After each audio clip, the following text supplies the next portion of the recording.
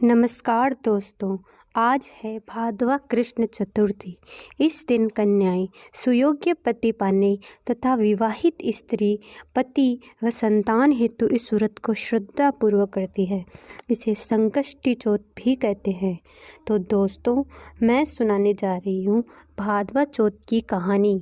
एक बार की बात है, एक बूढ़ी माई अपने बेटे के साथ रहती थी। माई साल के सभी चौथ के व्रत करती थी। बेटा लकड़ियाँ लाकर दोनों का गुजारा करता था।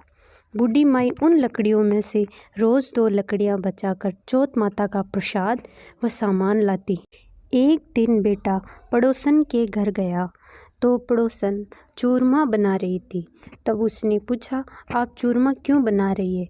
उसने कहा, मैं तो आज ही बना रही हूँ, तुम्हारी माँ तो रोज़ ही बनाती है। यह सुनते ही बेटा माँ के पास गया और बोला, माँ, मैं इतनी मेहनत करके लकड़ियाँ लाता हूँ और तुम रोज़ ऐसे व्यर्थ ही चूरमा बना लेती हो। तो माँ बोली, बेटा चौथ माता का व्रत करके भोग लगाती हूँ। बेटा बोला, माँ, या तो तुम चौथ माता का व्रत करो या मैं यहाँ से चला जाता हूँ। तब माँ ने कहा, बेटा ये व्रत मैं तुम्हारे लिए तो कर रही हूँ और श्रद्धा से करती ही रहूँगी। इतना सुनकर बेटा जाने लगा। जाते समय माँ ने आखा देते हुए कहा कि जब भी संकट आए तुम इस आखा को जमीन में गाड़कर चौथ माता का स्मरण करना, माता तेरी मदद जरूर करेगी। बेटा आखा लेकर घर से चल दिया।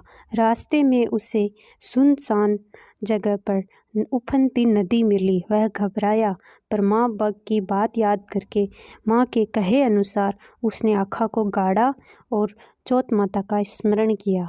माता का स्मरण करते ही वह नदी शांत होकर दूध की बन गई। वह उसे रास्ता मिल गया। आगे जाकर घना अंधेरा व सुनसान जंगल मिला। बेटे ने चौथ माता को याद किया। वह देखते ही देखते वह नगर में पहुंच गया, जहां एक बूढ़ी माई रो रही थी। वह पुए बना रही थी। तब उसने हैरानी से पूछा, आप रो क्यों रही है? तब बूढ़ी माँ ने कहा, यहाँ का राजा रोज एक इंसानी बलि मांगता है। रोज एक मेरी बेटे की बारी है। मैं उसके लिए बेटे की आखिरी बार पुए बना रही हूँ। आखिरी बार बेटे ने कहा, लाओ और रो रही हूँ, ये पुए मुझे खिला दो, मैं तुम्हारे बेटे की जगह जाऊंगा। इतना कहकर उसने पुए खा लिए और कहा, मैं सो रहा हूँ, सैनिक आए तो मुझे जगा देना। जब सैनिक आए तो बूढ़ी माँ ने सोचा, मैं किसी और के बेटे को बलि के लिए कैसे भेज सकती हूँ, पर वह जाग गया और सैनिकों के साथ चल दिया। सैनिकों ने उसे कुम्हार के यहाँ मटके पकाने के हाव में डाल दिया।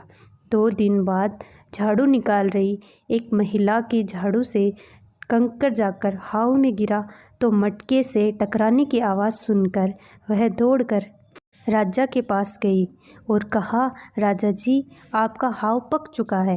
राजा हैरान हो गया, क्योंकि हाव को पकने में 6 महीने का समय लगता है।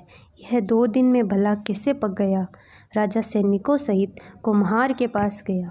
सैनिक जैसे ही मटके उठाने लगे, तभी अंदर से आवाज़ आई, भाइयों धीरे से उठाना, मैं अंदर हूँ। सभी डर गए, कहीं भूत तो नहीं? तभी अंदर से फिर कहा, नहीं, मैं इंसान हूँ।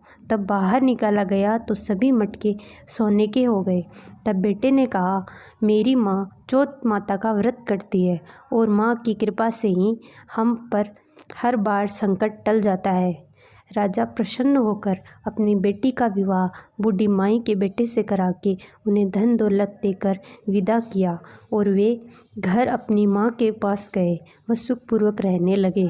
हे चौथ माता, जैसे बूढ़ी माई व उसके बेटे पर कृपा बरसाई, वैसे ही कहानी कहते सुनते हुंकारा भरते सभी पर बरसाना। हे माँ, सदैव कृपा बनाए रखना। इसके बाद गणेश जी की कथा सुनने का महत्व है।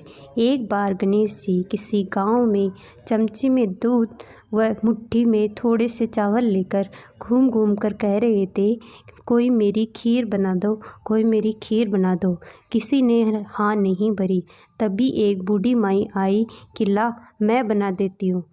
तब गणेश जी ने उसे दूध व चावल दिए और कहा, मैं बाहर घूम कर आता हूँ, तब तक आप खीर बना लेना।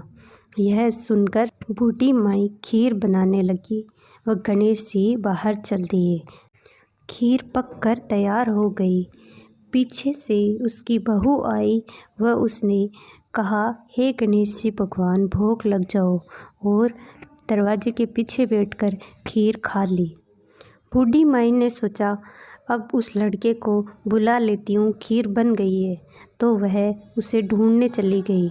लड़का मिला तो उसने कहा, तुम्हारी खीर बन गई है, आजा खा ले। उसने कहा, नहीं माई, मैं तो खा चुका हूँ।